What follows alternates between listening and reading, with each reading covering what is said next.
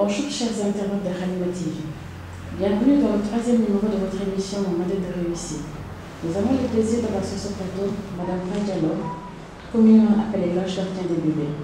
En effet, elle est la directrice de l'IAB, Institut académique des bébés.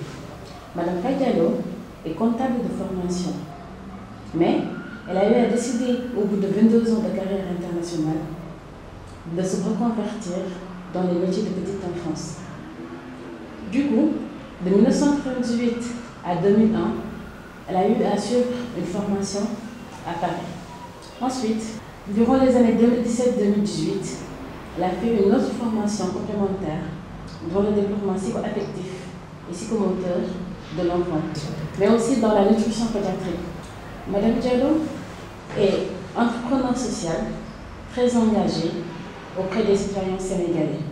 Aujourd'hui, auprès de personnes qualifiées, elle est en train de diriger l'IAB et de former des jeunes, des femmes, des seniors dans l'accompagnement des bébés. Madame Diallo, merci de nous avoir accueillis et bonjour. Bonjour Yafatou, merci de m'avoir invitée. Je suis très contente d'être avec vous aujourd'hui. C'est un plaisir. Alors dites-moi, Madame Faye Diallo, quelle est votre conception du mot réussite? Oh, le mot réussite, on peut mettre beaucoup de choses dedans. Est-ce que c'est juste le bonheur? Est-ce que c'est juste la réussite, comme son nom l'indique? Pour moi, la conception du mot réussite fait référence à la famille. Voilà, faire des gens sains, pouvoir être en mesure d'être une valeur ajoutée au niveau de sa communauté, avoir des engagements citoyens qui peuvent permettre le développement de notre pays, tout simplement. Voilà. C'est parfait. Alors dites-nous, Madame Diallo, nous voudrions connaître vos débuts. Parlez-nous un peu de votre cursus scolaire. Alors moi j'ai commencé, j'ai peut-être commencé juste au lycée, hein, pour ne pas aller trop loin. J'ai commencé par un bac A au lycée Kennedy. Et puis ensuite, je suis partie à l'étranger suivre normalement un cursus général que j'ai très vite coupé pour suivre en fait un cursus alternance. Voilà, donc c'est-à-dire qu'en fait que je travaillais et j'étudiais en même temps. Donc j'ai fait un bac pro en gestion des entreprises et des administrations. Puis ensuite, j'ai fait un DUT. Puis ensuite, j'ai fini par un DSC. Voilà. Et pour financer ces études-là, j'ai fait des formations, comme vous l'avez dit tout à l'heure, en petite enfance. Voilà. D'accord, donc du coup, vous avez eu le vécu des étudiants étrangers, notamment sénégalais, en France.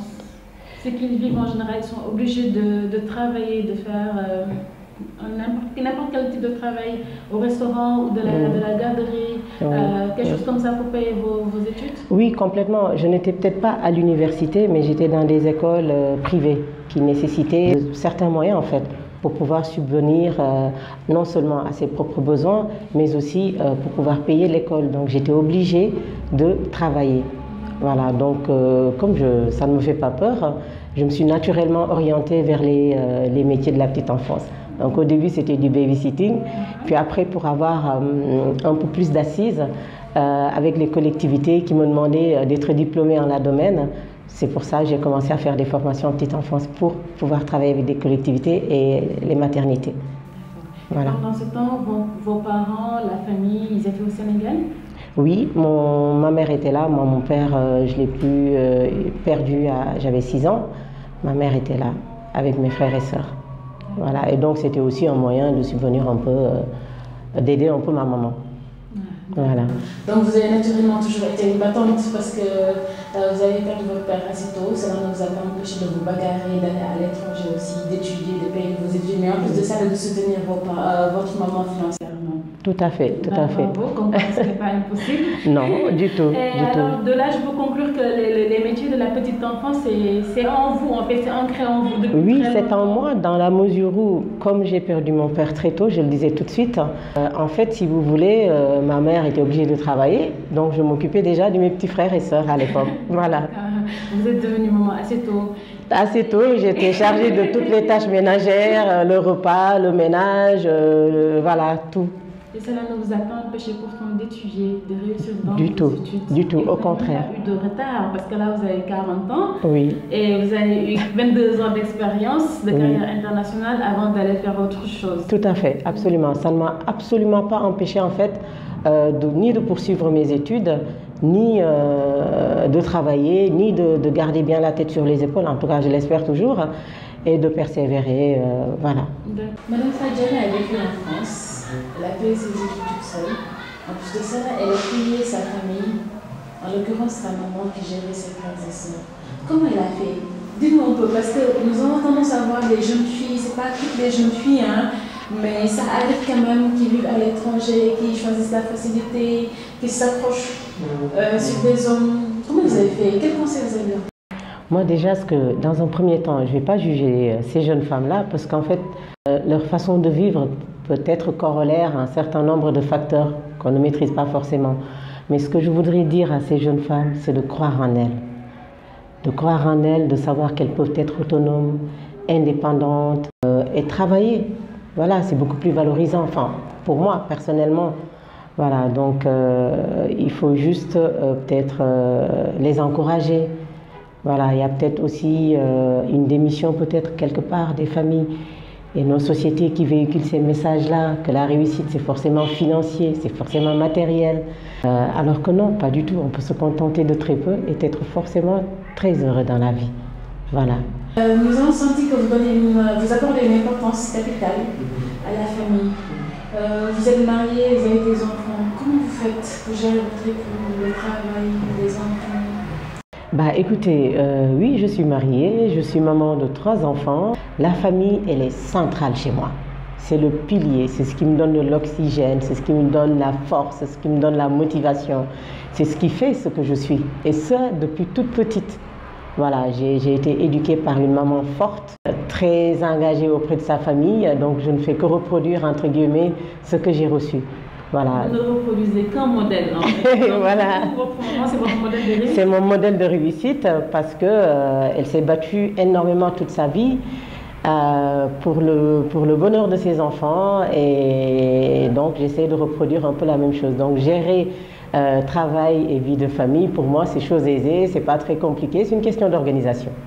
D'accord. Madame Fadjala, timide?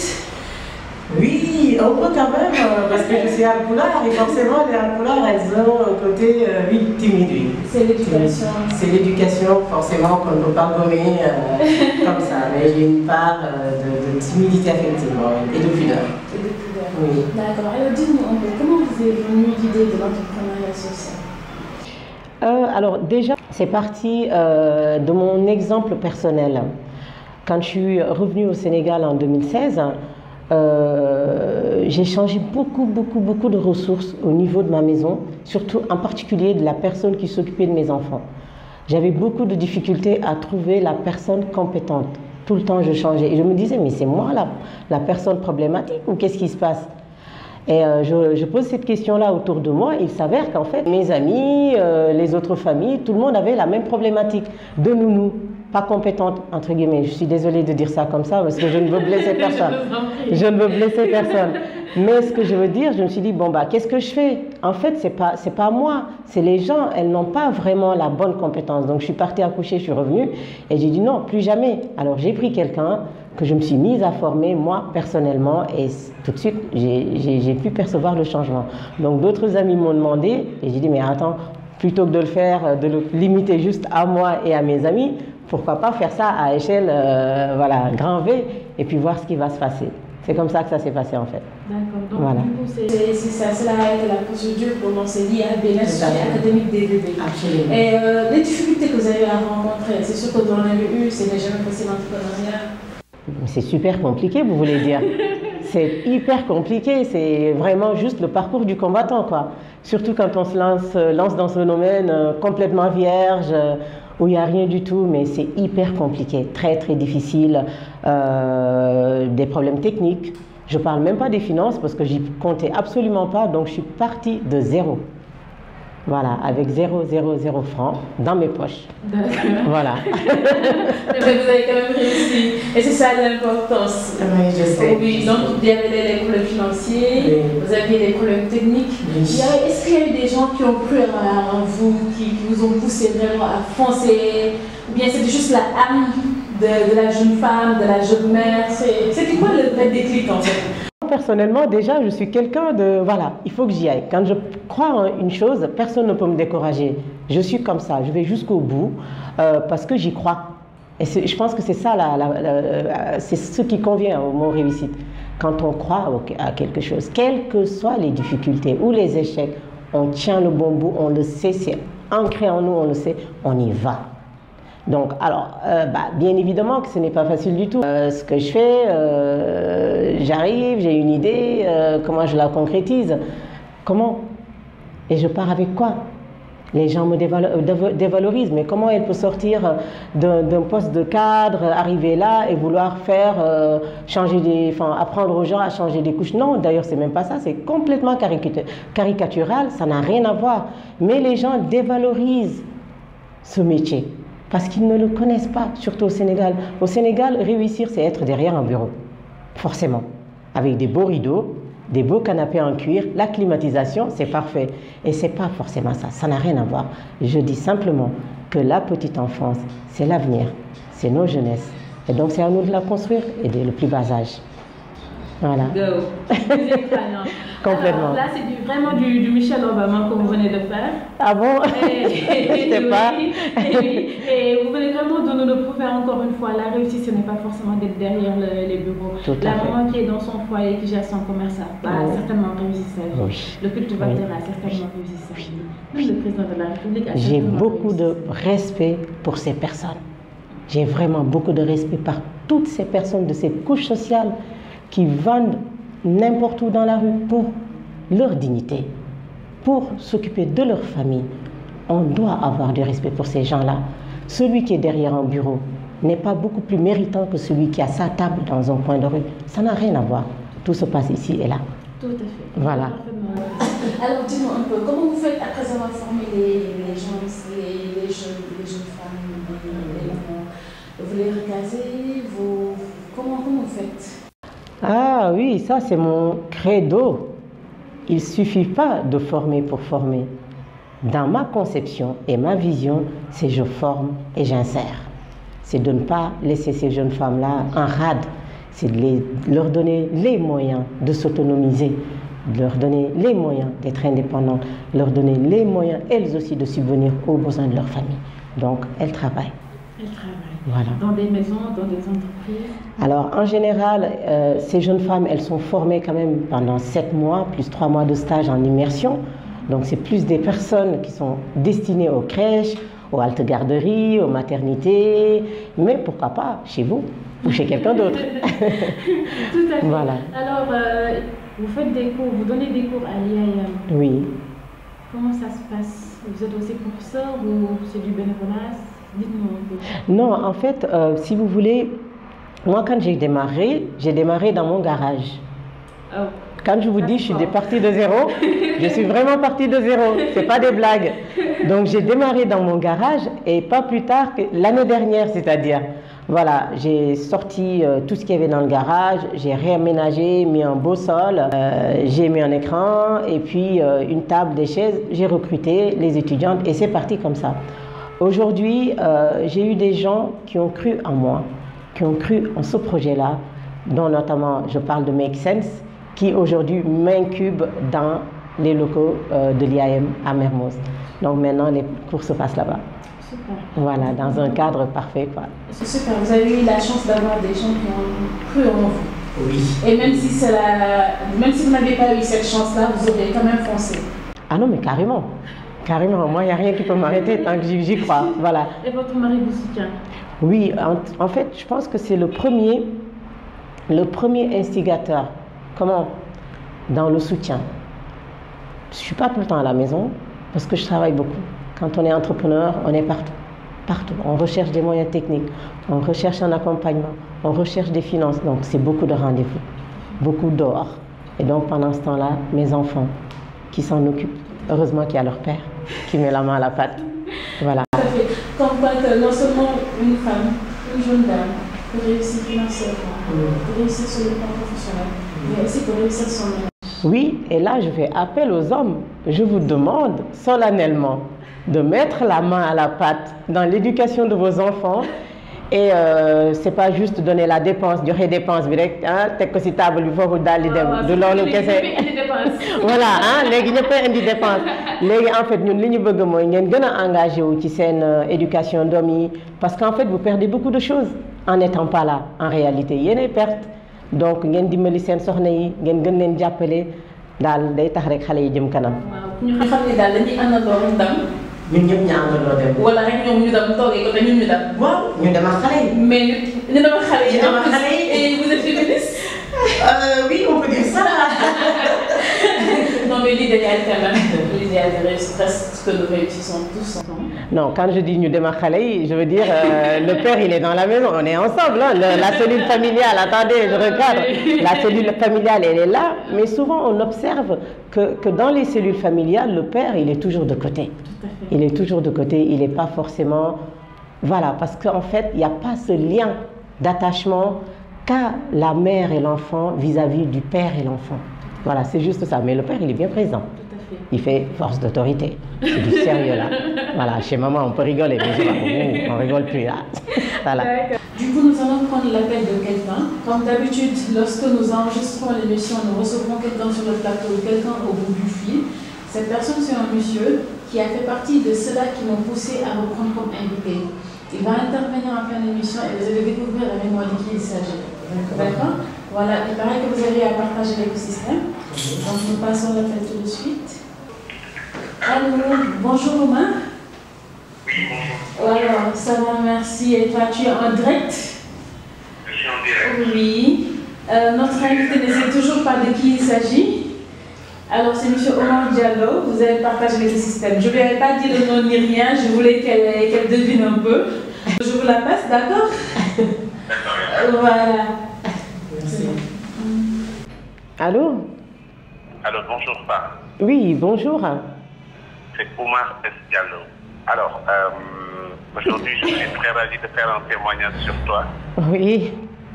Parce que moi, je dis que les personnes qui sont dans l'entrepreneuriat social, contrairement à nous qui sommes dans du business 100%, aujourd'hui, tout ce qu'on doit aujourd'hui faire, c'est tout simplement vous tirer notre chapeau, parce que vous faites un travail exceptionnel, au-delà même de la spécificité de ce que tu fais.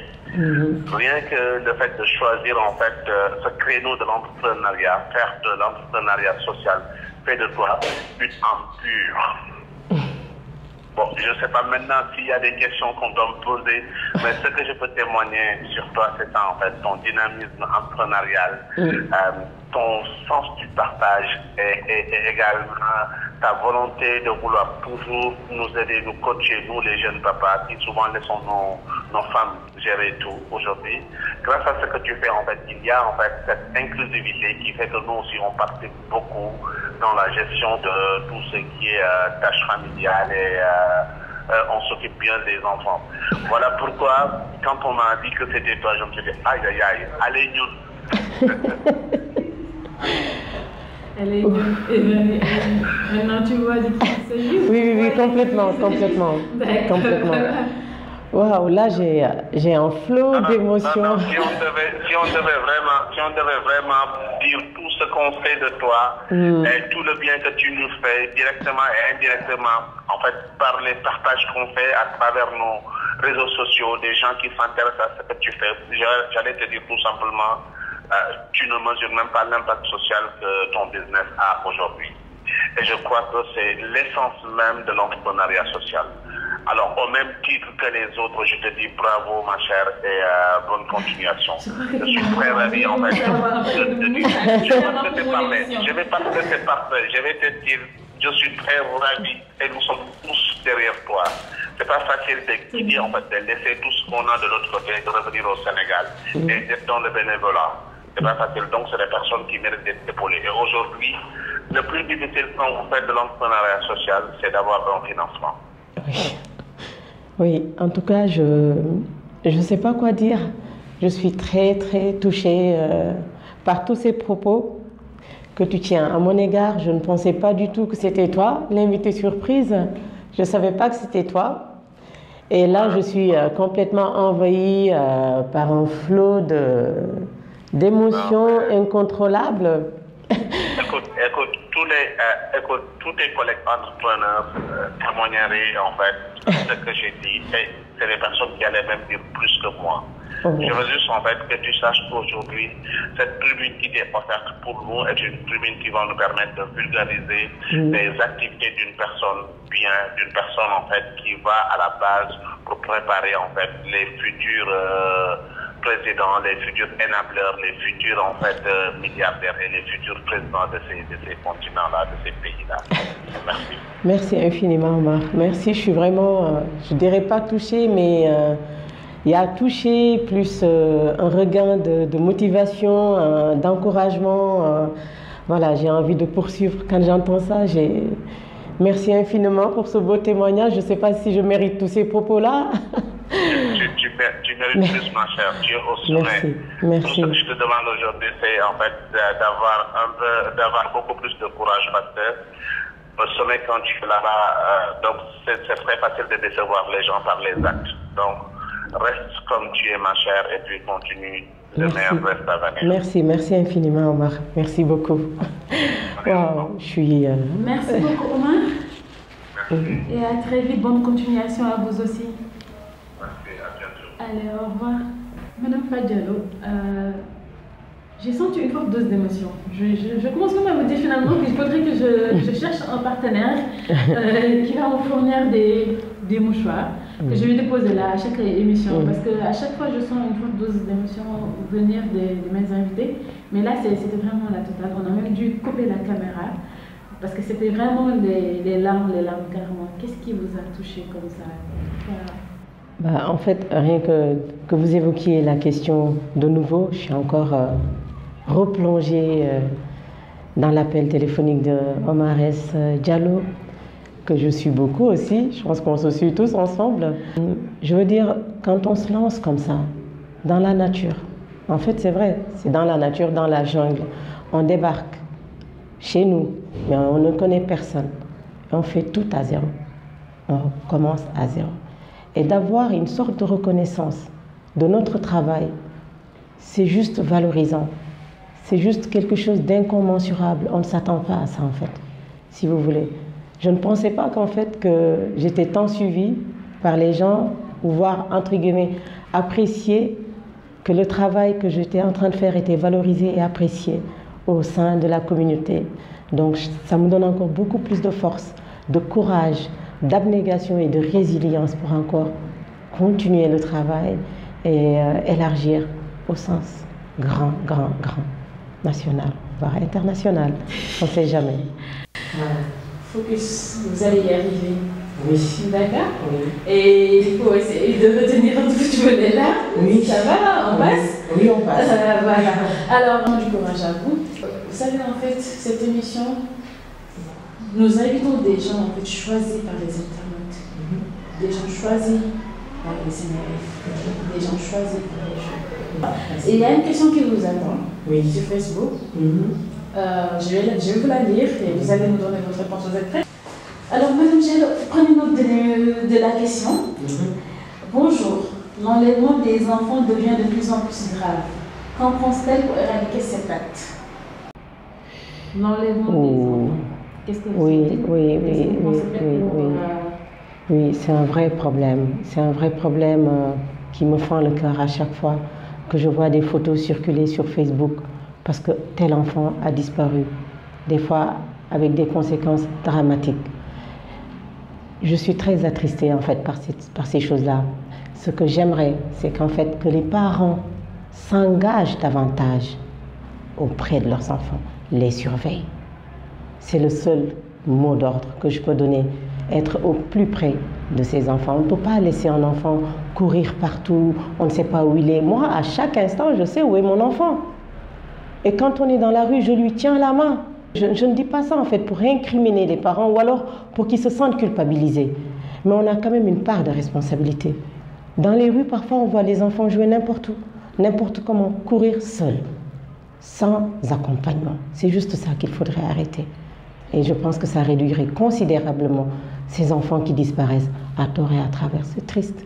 C'est triste parce que c'est quand même mon enfant. Il n'a pas fait le choix de disparaître. Donc soyons un peu plus vigilants. Voilà. La vigilance, l'accompagnement. Voilà. Chers parents, nous avons notre travail, c'est vrai. Nous avons parfois nos études, c'est vrai. Mais soyons vigilants, prenons soin de nos enfants.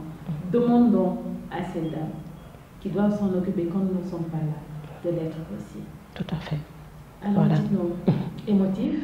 Toujours. Très émotif? Toujours. Dans la vie de tous les jours? Oui. Alors, comment on fait? Genre, les gens qui sont émotifs, en général, ils ne peuvent pas dire non.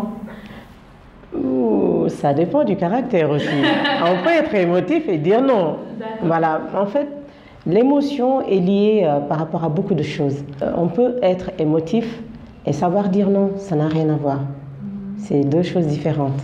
C'est pas parce qu'on est très empathique, ça touche un peu à l'empathie, qu'on n'est pas en mesure de dire non non plus.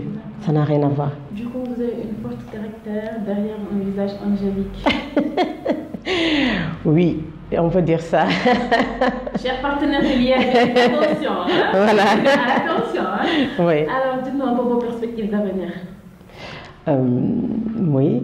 Les perspectives d'avenir, c'est développer l'IAB, bien évidemment, pour que chaque enfant puisse bénéficier d'une bonne prise en charge. Et j'insiste sur les 1000 premiers jours, parce que c'est là où tout se passe. Les 1000 premiers jours. Les 1000 premiers jours. Je vous demande, vous parents, d'être attentifs et bienveillants pendant ces 1000 premiers jours. Occupez-vous comme il se doit de vos enfants.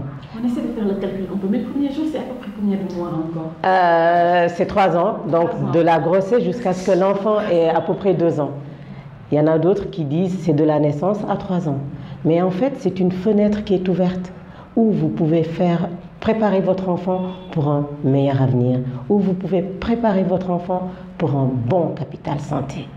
Donc c'est vraiment focus sur les 1000 premiers jours. Vous, parents, je vous invite instamment, mais vraiment, à vous occuper de vos enfants sur cette période-là, parce que vous êtes en train de construire votre enfant pour demain, pour ce qu'il va devenir. Ils sont en train de faire de leur enfant un futur modèle de réussite. Exactement, tout à fait. Voilà, donc c'est à cet âge-là qu'on apprend, qu'on se construit, qu'on devient ce qu'on deviendra plus tard. L'éducation est indispensable à la réussite. L'éducation vient après. Quand on parle de 1000 premiers jours, l'éducation vient après. Parce qu'en fait, l'enfant apprend dès qu'il est dans le ventre de sa maman. L'enfant n'apprend pas à la naissance ou après. L'enfant, dès qu'il est dans le ventre de sa maman, apprend. Donc, c'est très important cette période-là. Et je veux vraiment insister dessus. J'y tiens. Mais oui, j'y tiens. Parce qu'en fait, c'est comme ça que les enfants deviennent des ingénieurs ou des gens bons, mais vraiment bons et sains. Voilà. Madame Fadjalo, entrepreneur social. Oui. Madame Fadjalo, enseigne à l'IAB. Oui. Madame Fadjalo, très ouverte. Madame Fadjalo, très réseautée. Madame Fadjalo, féministe. Madame Fadjalo, quand même jeune, à 40 ans. Oui. Mère de famille. Oui. Très dynamique, très ouverte. Elle ne veut pas faire de la politique. Reste dans son engagement citoyen. Totalement apolitique. Absolument. Donnez-nous votre dernier mot. Mon dernier mot, c'est de nous contacter si vous voulez en savoir plus sur l'éducation de vos enfants, sur la prise en charge de vos enfants. Venez à l'IAB. Nous sommes sur Instagram, tous ces réseaux sociaux-là, Facebook, IAB Sénégal ou sur Internet, iabsénégal.com. On est en train de mettre en place des masterclass pour les hommes, histoire de déféminiser un peu le métier. Et voilà, donc venez vraiment, c'est important. Voilà. C'est important. Vous appelez à la réussite généralisée. Tout à fait, tout à fait. On peut tous réussir. Chaque enfant est unique. Chaque enfant naît avec un bagage juste à développer. C'est à nous de le faire. Il n'y a pas d'incapable à la naissance. On est tous capables de devenir quelqu'un. Tout à fait. Voilà. Tout à fait. Merci à vous. Merci beaucoup, Yafat. Chers internautes de Halima TV, c'est notre invitée, Madame Fadjalo. Elle nous l'a bien dit, la réussite, c'est le cœur. La réussite, c'est la tête. Focus, focus, focus. Il faut y croire, il faut foncer. Soit on gagne, soit on gagne, soit on gagne au bout de mon rêve. Merci.